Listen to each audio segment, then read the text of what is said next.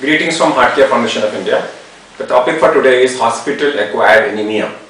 Up till now we have been talking about hospital-acquired pneumonia, hospital-acquired infections, but the most important now new thing is hospital-acquired anemia.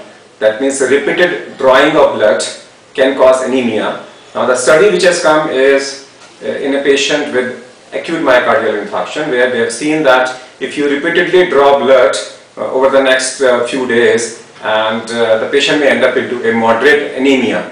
And this is for every 50 ml of blood drawn, the risk of developing moderate to severe anemia in the hospital rises by 15%.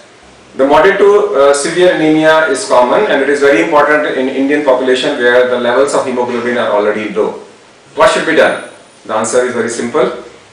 Think before you draw a blood. Is the investigation really necessary? Don't end up with doing unnecessary routine investigations if they are not required. Check if the patient has got an investigation done in the last few weeks. Those investigations may not be required. On the first day when you draw blood, store the serum and see in the next 3-4 days when you are repeating the blood, can the blood, that same test be done from the same serum? In that way you will not require a new blood to be given.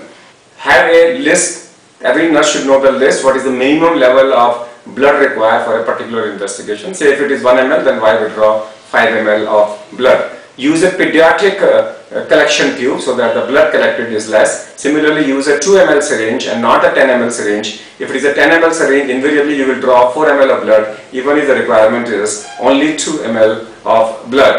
Then rationalize your routine testing, and that will reduce the per person ml of blood withdrawn during the hospitalization and preventing moderate anemia. Thank you.